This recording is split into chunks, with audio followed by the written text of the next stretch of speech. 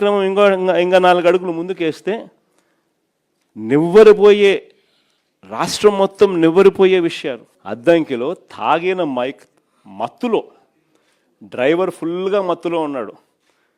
వెనకాల కూర్చున్న ప్యాసింజర్లు 2 ఎస్ఐలు సివిల్ డ్రెస్లో ఫుల్గా మత్తులో ఉన్నారు. వాళ్ళ కారు ఆటోను గుద్దినప్పుడు గ్రామస్తులు అందరూ చుట్టుముట్టినారు. డ్రైవరు మత్తులో ఉన్నారు, ప్యాసింజర్లు మత్తులో ఉన్నారు. డిక్కీ ఓపెన్ చేస్తే డిక్కీలో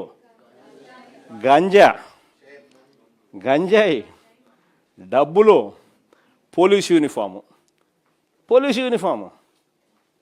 ట్రాన్స్పోర్ట్ చేస్తున్నది ఎవరు? కారులో ఉండేది ఎవరు? 2 ఎస్ఐలు. ఫోన్ చేస్తే సిఐ వచ్చినాడు. సిఐ వచ్చి ఏం చెప్తాడు? వీడియో తీయాకంటాడు. వీడియో తీస్తే కేసులు పెడతామంట. ఆ ఎస్ఐని సీన్ నుంచి తప్పించింది ఎవరు? తెలుగుదేశం పార్టీకి సంబంధించిన నాయకులు, వాళ్ళ కారు. ఇంతవరకు కేసులే, ఇంతవరకు గతిలే, అతిలే.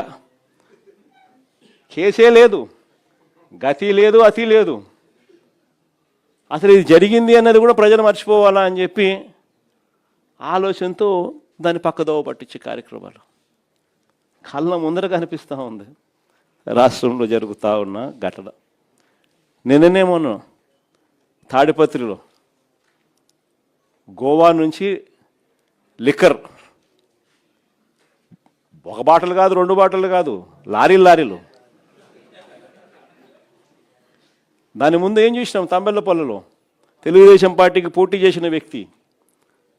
దాని ముందు ములకల చెరువులో ఏకంగా లిక్కర్ మ్యానుఫ్యాక్చరింగ్, కుటీర పరిశ్రమ పెట్టి లిక్కర్ మ్యానుఫ్యాక్చరింగ్. వీళ్ళే లిక్కర్ షాపులు, వీళ్ళే బెల్ట్ షాపులు, వీళ్ళే లిక్కర్ షాపులు.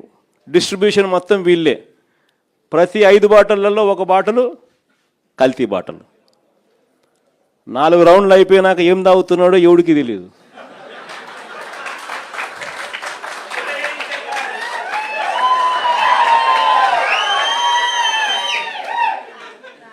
లిక్కర్ షాప్ పక్కనే పర్మిట్ రూము,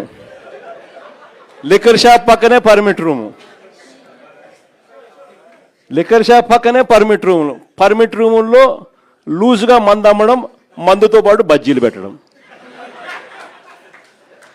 4వ రౌండ్ తర్వాత వాడు ఏం పోస్తున్నాడో వీళ్ళకు తెలియదు, పోసేవానికి తెలియదు. ప్రతి 5 బాటల్లో 1 బాటలు కల్తీ బాటలు, ఎంఆర్పి కన్నా ఎక్కువ రేటు. ఈరోజు రాష్ట్రంలో ఏం కనపడతా ఉందనంటే, ఈరోజు మట్టి mafia, liquor mafia, sand mafia, అధిక ధరలకు పీపీఏలు, ప్రభుత్వ ఆస్తులను పప్పులకు బెల్లాలకు అమ్మడం, పోర్టులు అమ్మడం, మెడికల్ కాలేజీలు అమ్మడం, విలువైన ప్రభుత్వ భూములను ఇష్టం వచ్చినట్టుగా ఇలా కావలసిన వ్యక్తులకు శనిక్కాయలకు బెల్లాలకు ₹1 రూపాయికి ఇచ్చేసేయడం.